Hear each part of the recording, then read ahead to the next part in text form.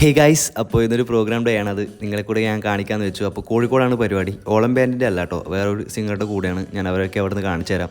അപ്പോൾ വീട്ടിൽ നിന്ന് ഇറങ്ങി ബൈക്ക് എടുത്തിട്ടല്ല കേട്ടോ കണ്ണൂരോട്ട് പോകുന്നത്.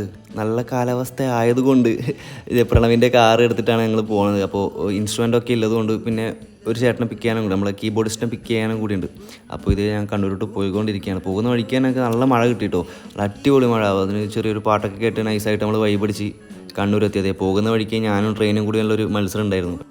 പിന്നെ ഞാനങ്ങനെ സൈഡാക്കി കൊടുത്ത് ട്രെയിൻ അങ്ങ് ജയിച്ചോട്ടെ എന്ന് വെച്ച് ഞങ്ങളിത് അങ്ങനെ സ്റ്റേഷനിലെത്തി. ഞാൻ ഷാഹിനേട്ടനെ പിക്ക് ചെയ്യാൻ പോകുന്ന വീഡിയോ എടുത്തില്ലായിരുന്നു കേട്ടോ. ഇതാ ഷാഹിനേട്ടൻ, കീബോർഡിസ്റ്റാണ്.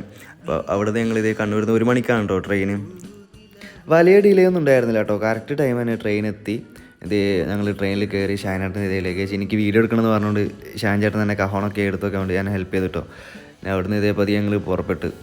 പിന്നെ ട്രെയിനിൽ ഇങ്ങനെ ഈ സൈഡിൽ ഇങ്ങനെ പാട്ടം കേട്ടിരിക്കാനുള്ള വൈബാണ് കേട്ടോ. ഇത് കുറേ ടൈമായി ഒരാൾ ലൈസും കയ്യിൽ പിടിച്ചിരിക്കുന്നത് എന്താണെന്ന് ഒരു പിടുത്തില്ല. അവസാനം ഞങ്ങൾ കോഴിക്കോട് എത്തിയത്. കോഴിക്കോട് നിന്ന് ഒരു ഷോ വീഡിയോസൊക്കെ എടുത്ത് ഞങ്ങൾ ഇറങ്ങി. ഇതാണ് കേട്ടോ ഞങ്ങൾ വോക്കലിസ്റ്റ് നിഹാദ് ബ്രോ, ഇത് കിരൺ ബ്രോ. ഗിറ്റാറിസ്റ്റാണ് കേട്ടോ കിരൺ ബ്രോ. അവിടെ നിന്ന് നിഹാദൊക്കെ ഞങ്ങളെയും പിക്ക് ചെയ്ത് ഇതേ നേരെ ഫുഡ് കഴിക്കാൻ വേണ്ടി പോയി. അവിടെ നിന്നുള്ള ഫുഡൊക്കെ കഴിച്ച് ഞങ്ങളിത് നേരെ പെട്ടെന്ന് തന്നെ പ്രോഗ്രാം ഹാളിലേക്ക് എത്തിയത്. സൗണ്ട് ചെക്കും കഴിഞ്ഞ് പ്രോഗ്രാമൊക്കെ അടിപൊളിയായിട്ട് നമ്മൾ ചെയ്തിട്ടോ. അങ്ങനെ പ്രോഗ്രാം കഴിഞ്ഞ് അവിടുന്ന് ഫുഡും കഴിച്ചത് ഞങ്ങളെല്ലാവരും ഇറങ്ങി.